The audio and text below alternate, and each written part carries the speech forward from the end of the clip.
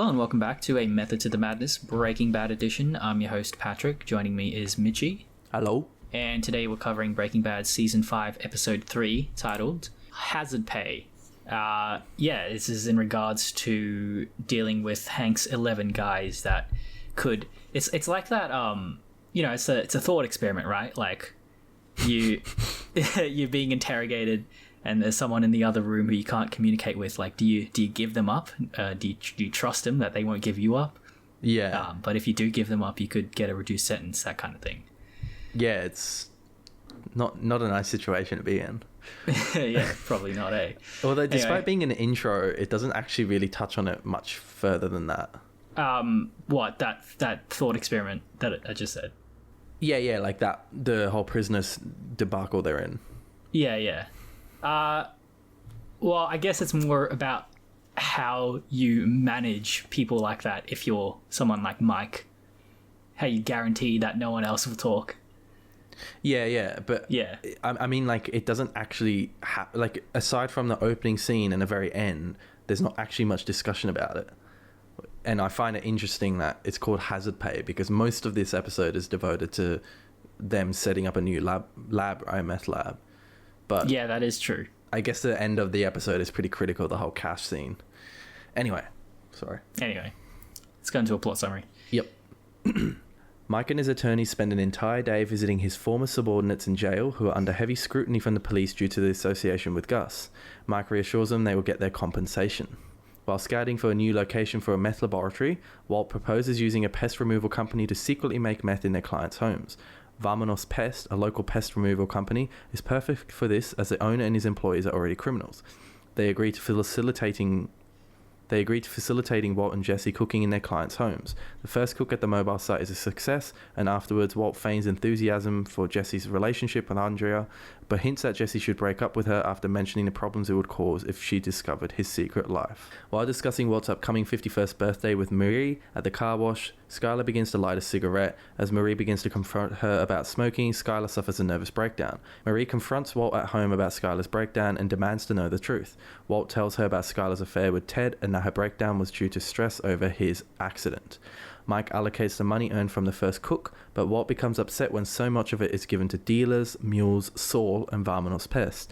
Walt becomes further angered when he learns of the hazard pay to Mike's old henchman, but eventually relents. Walt deduces that the final amount taken home by the partners was less than what he was making when he was working for Gus. Jesse, who reveals that he broke off the relationship with Andrea, tells Walt that he was looking at it wrong. Jesse explains to Walt that under Gus they were employees, but as owners they were actually making more considering the volume of the output.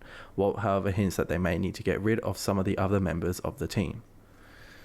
If I was Mike in this opening scene, yeah, and you're relying on this dude called Dennis to not say anything, I would not be too reassured. This dude looks like such a snitch. Dude, my boy Dennis ain't no rat. I don't know. He just looks like a rat. He's like this short, chubby dude, and he talks like a rat. Like he do bring up some good points though. He sweats rat. Yeah, I mean he does become a rat, doesn't he, later on? Yeah, he's a dude that gets fucking bulk shanked. Gets shanked, yeah. Okay, so the start of the episode, Walt's moving back in. Skylar's a bit iffy about that one. Oh, we didn't talk about Skylar last episode. Dude, she's absolutely just terrified to talk to him. She's got, when it comes to Walt, she's lost all courage to even, talk back to him. It's fucked. Yeah, it truly is fucked. Yeah, and that continues this episode. And Walt pulls out the Walt Whitlam book that Gale apparently gifted him. Did we ever actually see that happen? Or is it just implied? That's what I thought too. Yeah. Yeah. And then he sort of he puts that away. Oh, little Chekhov's gun right there. His downfall in a simple book. And then they're searching for places where they can make new cooks. Jesse steals a tortilla from that machine, which is pretty funny. Yeah. Also, Saul. Speaking about Skylar being so threatened, Saul is also really threatened. He looks threatened. Yeah, he's good at sort of handling it though. Yeah. He always deflects it with his charm and his humor. Yeah, I mean, it's his job. Yeah. I love how when they leave Saul's office, Mike's like, I handle the business, you handle the production, agreed? And then he says to Saul, he handles the business and I handle him. Yeah. And like, holy shit, what? Damn. Fucking absolute Godfather mode. I know, but he's getting in over his head, I think. Yeah. Oh, yeah, for sure. I mean, that's just, Mike's words echo that he is a time bomb when I hear that. Yeah. And then, and then we get to the pest control company, which is awesome. Another one of these like brilliant, like creative writing solutions that Peter Gould and Vince Gilligan have come up with. The only thing I could think of that might not make sense with this plan is that, like, wouldn't it take an extra few days for like, pest bombing and shit like that if they have to cook first and then they bomb the house? Yeah, I mean, I suppose based on the scene of them cooking, it's meant to take like a day. Yeah. If it's only like a day, I guess that's not too bad. Yeah, you just, rather than 3 days, it'd be 4 days. I mean, I don't think any customer's going to really care. Yeah. In which case, this is pretty solid, like pretty foolproof, I reckon. Oh, yeah. Very creative. I mean, it's such a great idea from Walt, but like you said, it's such a fucking great idea from Vince Gilligan and the writers. Like, geez. Yeah. Yeah, I know. Hard to believe this is like an original screenplay, not based on like a book or something, because that's a pretty fucking insanely unique idea. Yeah, well, even great stuff based on books are original, Well, I mean, like, the books are original, so it's got to come from... Great ideas have got to come from somewhere, you know what I mean? True. Yeah. That's fair enough. I'm not giving TV writers enough credit. Like, they might as well be authors too. And then we finally get the scene of Skinny Pete shredding on the piano, which is awesome. We've talked about this before a few times. Talked about it so much, yeah. It's like his most iconic scene. Yeah. You just don't expect it from him. Yeah, playing a bit of arabesque, I think. Oh, is that what it is? Okay. I don't know. I think I played it when I was like young. Yeah, right. Yeah, so, and then they're setting up the operation. Jesse replaces the methylamine sticker with cyflurin pesticide. It's Japanese methylamine. Oh, yeah, that's right, it is too. So yeah. I just like, I don't know, it's the scene where Jesse pays Skinny Pete and Badger, but that's the start of the shot. And it's just like a little detail they added in, just like give you more, I don't know, just more, it convinces you more how thorough they are with this operation, Which bit do you mean? When he's replacing the sticker of right. Because it's like they could.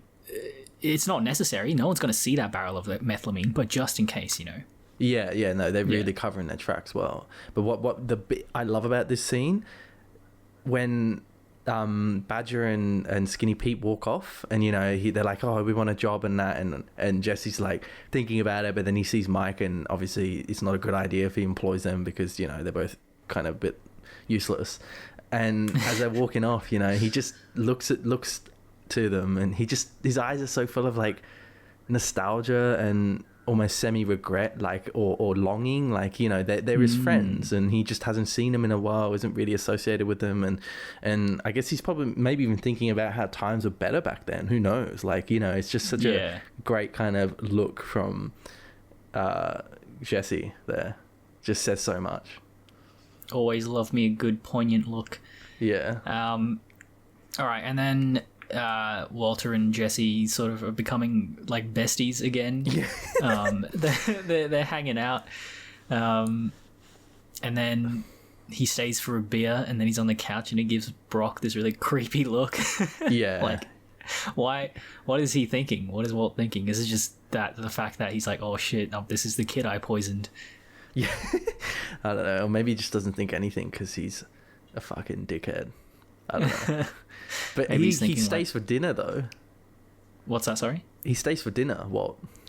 Yeah, that's, you know how like throughout the series there's a bunch of times where each other invites one of them to like hang out and they always decline. I think this is like the first time they actually accept. I'm pretty sure too. And it's just, I don't know, it's really wholesome, this kind of friendship that's brewing between them, but you're just waiting for it to go all down a fucking drain because of Walt. You know, like you just, even during that scene when, you know, they're talking about Andrea, you know, in front of the TV while they're cooking, and he's just so sincere about it, and you're just like, what's he gonna do? You know, what's he gonna say to piss off Jesse? You just expect it to happen. It just doesn't seem like it can last any longer than half an episode. Well, that's something I was very confused about, that conversation, because as you said, like, it seems like what he's telling Jesse is that he should be honest with Andrea. Because for the sake of their relationship, to make it last, because it seems like he genuinely cares about them. And then that really confused me. I was like, what? I thought, if anything, he wouldn't want Jesse to tell Andrea, because that would, you know, it could compromise Walt. It's more of a danger to Walt. So it just seemed, I don't know. I was, as you said, like, I was expecting some sort of sinister undertone, something to make it sinister, but nothing like that appeared to me. Well, I think based on this plot summary, it seems like it's actually a manipulative tactic that Walt, you know, and this may not be true, but Walt wants Walt wants Jesse to break up with Andrea, and because it's potentially a risk, and therefore by saying to her, you know, like raising the fact that it's a risk, but you know, if she loves you, you know, it's fine. You should tell her. It's just reverse psychology. And maybe Jesse just ends up thinking about it, and he's like, shit, maybe I should break up with her, which he does. Okay. Yeah, that's more the Walt I knew.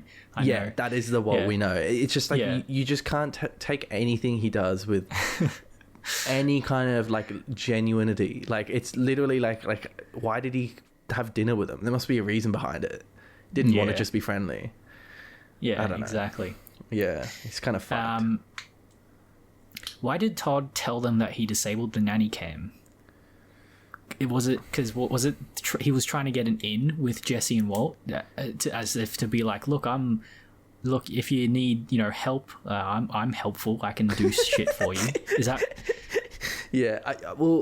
I think it's a pretty fair thing to say. Like, because what if Walt and Jesse find the nanny cam later, and they don't know about it, and they're like, fuck, we've been filmed this whole time, and then they start freaking out. It would just be better if Todd or one of those people told them, so they know, okay, well, it's switched off. Yeah. Well, it's just because it seems kind of a spur of the moment thing, and also Mike specifically told him not to speak unless it was spoken to. So yeah, that's true. It seemed, I mean, it is fucking Todd.